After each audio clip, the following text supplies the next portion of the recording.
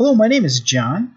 This is a training module for Help Desk Fundamentals Competency E at Nicolet College. Today we're going to be covering how to create a Windows System Recovery Disk. This can also be called a Windows System Repair Disk. This disk is going to be really useful if you're having some significant problems with your Windows machine, particularly if you cannot boot your Windows machine or have some other really significant errors. Because of that, it's great to have this system repair disk made ahead of time, because by the time you need it, it might be too late. Some of the things you'll need today are going to be Windows 7, Windows 8, or Windows 10 PC, a blank DVD, it has to be a DVD, it will not fit on a CD, and a DVD burning drive, because we will be making a Windows System Repair Disk today. To make your Windows System Repair Disk, what you're going to do is come to your control panel. You can head down to the search in the bottom left, type in control panel, and open up your control panel. We're going to head to System and Security, and from here we're going to click Backup and Restore Windows 7. Now you'll notice right here on the screen it says Create a System Disk. We'll click on that. Now at this point you may need to elevate your user to allow you to create a disk. I'm an administrator on this computer, so I don't need to, it's already done. But if you're not an administrator, you'll need to enter in administrator credentials to open up this menu. Now you'll take your blank DVD, insert it in your DVD drive, and head down right here, click Create Disk. This is going to take a few minutes to create, and I'm going to pause the video while that disk is being made. Something else that's very important with your system repair disk or Windows recovery disk is that it's going to be only compatible with certain versions of Windows. So if you use Windows 10 64-bit to create a Windows System Recovery Disk, that will only work in Windows 10 64-bit. Also, if you use like a Windows 7 32-bit to create a Windows System Recovery Disk, that will only work in Windows 7 32-bit. So you need to make sure that you have the correct System Recovery Disk, System Repair Disk for the OS that you are trying to boot into and trying to fix. Okay, now that you have your Windows System Recovery Disk created, now we need to figure out how to boot from that. What we want to do is get into the BIOS or UEFI boot menu while the computer is powering up. It's important that we do this through the boot menu and not through the regular BIOS or UEFI settings. The big difference is that if we do this in the boot menu, typically it will only be that one time it boots from that other device instead of your hard drive or whatever you're configured to boot from normally. If we change the BIOS settings, typically those changes are saved forever or until you revert them back. So it's important to use the boot menu if possible. If you do have to do this through the BIOS settings, once you're done booting from the Windows System Recovery Disk, I recommend going back into your BIOS and changing the values to default or whatever they were before, because it is a security risk. You always want to boot from a secured device or drive. To get to the boot menu, it's really going to depend on the vendor or maker or even version of your motherboard, BIOS, or UEFI. I have a couple screenshots up here that will help kind of show you some other things here. This is an example of a BIOS post screen. This is a Dell machine. I'm not sure if there's a boot menu here. It looks like it's automatically entering the boot manager. To enter boot managers, typically it's going to be the escape key, the F1 key, the F2 key, maybe F10. Mine's F5. You might need to press them. You might need to hold them, hold those keys down. It's really going to depend on the manufacturer of your motherboard and your BIOS. I recommend looking at your manufacturer's documentation for the best way to enter that boot menu. Or the BIOS. You'll notice on this BIOS post screen, it's F12 to enter the boot menu. On this HP, it's Escape to enter the boot menu. On all these, you can also enter the BIOS, but as I explained before, you want to stay away from changing the BIOS settings if possible. You just want to enter the boot menu and boot from your DVD drive one time. Once you get to the boot menu, it's going to look something like this. You're going to see multiple devices listed. In this case, there's 2 hard drives listed, and a USB and an IED device. In this specific case, there's not a DVD in this boot menu. That's another example of a boot menu. You're going to notice here that this DVD is selected. And over here, this is a little bit older. You see that there's a CD-ROM drive that you could boot from here. That's the one that you would select in this case. You'll also notice there's options to boot from a network controller or PXE or Pixie boot. You're not going to want to select that. That's for other things that are kind of beyond the topics of this lesson. Once you boot from your Windows System Recovery or System Repair Disk, you're going to come to a screen like this. We'll go through all these options and kind of talk about the ones that are going to be most useful for you.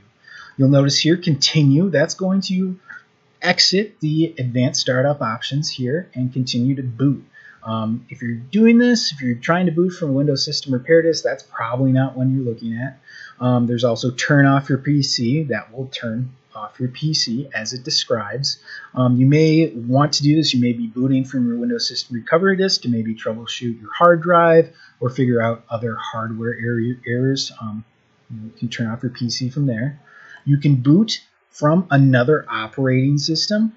Typically, these will be dual boot computers, so you can set up that boot priority, which operating system it boots from, as long as the time delay and how long you have to boot from other operating systems. And you can also select troubleshoot. Chances are, if you're using this disk, you're probably going to be looking at troubleshoot. We're going to go into more depth with that troubleshoot icon. If you click on that troubleshoot icon, you're going to be brought to this screen.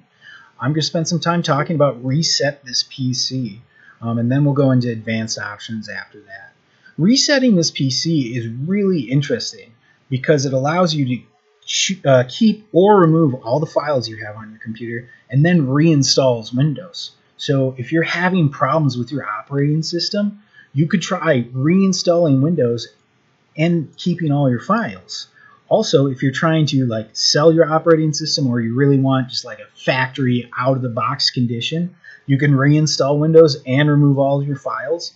One of the things I do recommend is if you choose to reset your PC and plan on keeping your files, I really recommend going through and backing up the files you want to keep to a separate device just in case resetting the PC has some problems along the way.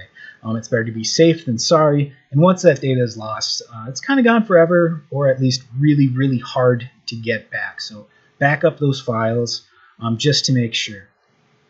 After you hit reset this PC, you're going to come to the following screen, and this is going to ask you if you want to keep your files. So it removes all app settings but keeps your personal files, or if you want to remove everything. And removing everything would be pretty similar to kind of factory out-of-the-box installation of your Windows machine. We're going to head back to the troubleshoot menu here and kind of look at what different options we'd have if we hit advanced options right down here. These advanced options are going to be system restore, command prompt, system image recovery, startup settings, startup repair, and going back to a previous build. A system restore is very useful if you have previous restore points saved on your computer. Typically, you create a restore point before installing major software or updating major drivers, just as a safety net in case that new program or new drivers causes some major instabilities in your computer. We're not going to go into that too much because it's a different topic for a different course, but system restore will allow you to go back to that previously created restore point. A system image recovery is also a really cool option here, and it's how I back up my computer. What I do with my computer is I take a whole system picture. I back up the entire computer, the C drive and the D drive, to an external hard drive. That way I can use a system image recovery.